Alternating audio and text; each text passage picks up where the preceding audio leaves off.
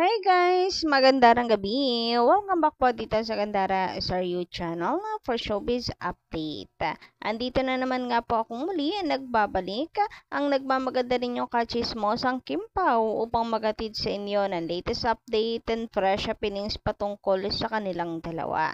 And para nga sa gabing ito, may kinalaman po rito kay Kim and Paulo na ang ating pong pag-uusapan sapagkat may nasoko na naman po ang mga fines tungkol sa dalawa. So, ito po ang ating pag-uusapan mamaya lang. Kaya naman stay tuned lang dito po sa ating balita. But before that, sa mga hindi pa po nakaka-subscribe dito sa ating channel, maaari lamang na pindutin po ninyo ang subscribe button at notification bell para mag-updated po kayo at ma-notify tuwing may bago tayong balita sa Kim Pao. Basta mga chika, mga balita about kay Kim and Paulo Avellino, sagot na po natin yan. So, eto na nga guys, simulan na po natin ang ating update para po sa gabing ito. So, nais ko pong unahin nating pag-usapan sa pinagkakaguluhan ng ilan pong fans, lalo na dito sa naging ayuda ni Papi Paulo sa Discord. So, mahigpit po kasing pinagbabawal talaga. Kung matatandaan ninyo, ng mga nakaraan na may paayuda din si Papi Paulo, ay hindi natin ni-reveal yung pinost sa Discord kasi ano lang po yan, exclusive sa mga Kim Pao fans na nasa Discord. Bilang respeto mismo kay Kim and Paulo, hindi ba? Kaya nga gumawa na po ng private channel para po sa mga Kim Pao fans, exclusive. Tapos meron pong ibang magpapasaway. Ano naman po, yung napakalinaw naman sa rules na wag ilalabas yung mga pinopost po doon niya. So, isa nga po ito, may mga pasaway po kasi na nagpost sa well, di natin masisisi kasi marami din naman pong umaasa talaga guys na hindi makapasok sa Discord, umaasa po na may mag-share sa Facebook at saka sa YouTube. So, ito yung nagiging komento, nagkakagulo ngayon tuloy, di ba bawal kahit kaya nga gumawa ng DC para doon maglapag ng ayuda. Well, madami pong nag-post sa Facebook actually, pero yung iba dinilit na. Ewan ko yung mga remaining guys na naka-public pa rin kung may balak po sila itong i-delete bilang respect po kay Kim and Paulo. Pero at the end of the day, sabi ko hindi ko naman masisisi kasi meron talagang mga umaasa lang sa Facebook and YouTube. Sabi pa dito, wag ilabas tapos post pa agad, hindi sumusunod ng rules sa DC. Dapat block na lang yung mga ganyang mga pasaway talaga. Well, sa X, nakakatuwa guys, or sa Twitter, nakakatuwa kasi wala pong nagpo-post, wala nag-exploit, ang tawag dito, spoiled, wala pong naglalabas nung inilapag po ni Paulo sa Discord.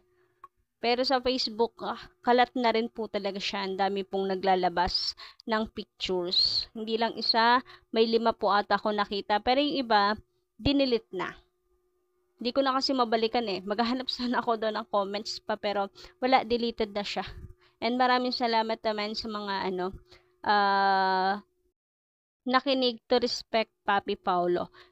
So yun, nakakalungkot man pero yun po ang totoo. Hindi po maiwasan na magkaroon po ng sagutan at magkagulo yung mga fines kasi parang disrespectful daw po ang ginagawang action ito kay Kim and Paulo. Knowing na may rules na nakalagay. Anyway, wish ko na sana magkaayos-ayos at wag na pong masyadong high blood. Good vibes lamang po tayo. Anyway, speaking of good vibes, eto may hatid po ko sa inyo na napakagandang balita guys. So, para sa sentro ng ating update, nakikita nyo po ba yung pink tumbler na yan? Looks so familiar ba? Siyempre, kasi nagmamayari po niyan ay si Kim Chu. Ayan po, bit-bit niya yung pink tumbler. Ang mahiwagang pink tumbler na kung saan ay spotted din po sa workout area ng Kim Pao. So, ito po ay nasoko ng mga fans. Ito pong update na ito. Ayan yung pink tumbler naka-display. And, Kasama nga po nito ang Blue Towel na pagmamay-ari naman ni Papi Paolo. Ito naman si Kimi, tinabunan pa.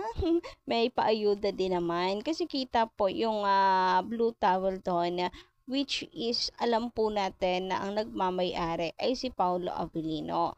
So nakakatuwa lang guys dahil kahit tabunan pa yan ni Kimi yung mukha ni Paolo, kita naman yung towel. Confirm na magkasama po ang dalawa. Eto nga, oh. Mabibilis talaga na mata ng mga fans, no? Wala talaga matatago. Pero po pwede rin sinasadya ito ni Kimi para iparating na magkasama silang dalawa. So, ito yung summary. Ayan, nakakatuwa. Nakalagay dito ang tumbler ni Kimi, ang towel ni Papi Pao, at nariyan sa baba po ang mga ebidensya. Ayan, gamit-gamit ni Paulo, blue towel. So, ito pong tinabunan ni Kimi na kanya pong duck, toy duck, ay si Papi Paulo. Kasi towel niya yung naka-ready dun eh. Grabe, napaka-low-key lang po talaga ng Kim Pao. Ano? Basta, bahala na po ang mga fans sa pagsoko.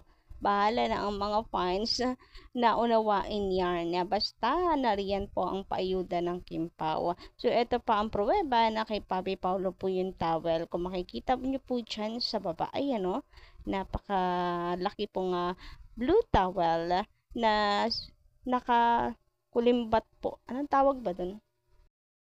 Basta, yan guys. O, gamit-gamit ni Paulo. Hindi na po matatanggi na si Paulo Avellino ang may-ari po ng towel na yan. Nakakatuwa lang dahil share ni Kim Chiu po yan ng Kim Pao. Hindi na talaga sila nagtatago. Patalinuhan na lang po talaga ng fandom. Pero huwag kayong mag-alala Kim Pao kasi matatalino naman ang mga fans. So, kahit hindi nyo direktang aminin, gets na gets yan ng fans. Nakakatuwa. Kinikilig po yung mga fans sa mga low-king post, paramdam ni Kim and Paulo Avellino. Bakit kasi hindi pa announce? Wala namang masama. Marami pang ang kikiligin. Pero syempre, ayaw natin silang pangunahan. I-enjoy po natin. Ito pong pinapakita ng Kim Pao. So, pati po itong si Kimi, hindi na rin po nakakapagtimpi. Parang gustong-gusto na rin niyang ipagsigawan si Papi Paulo. So, basta sa simpleng post po na ito, alam at gets na po yan ng mga true-blooded Kim Pao fans. Basta tayo, Team Kampante, Team Panatag lang, ang Kim Pao laging magkasama. Lalo na kapag off-cam. Hindi lang pag-shooting hindi lang off-cam pag-shooting, kundi in real life, sa mga personal na mga ginagawa nila. Tulad ng workout, jogging, exercise, basta. Lagi silang magkasamang dalawa. So, yun lang guys sa ating update para sa gabing ito. Maraming salamat po sa inyong pakikinig. And don't forget to click the subscribe button and notification bell para po sa iba pang balita. Maraming salamat.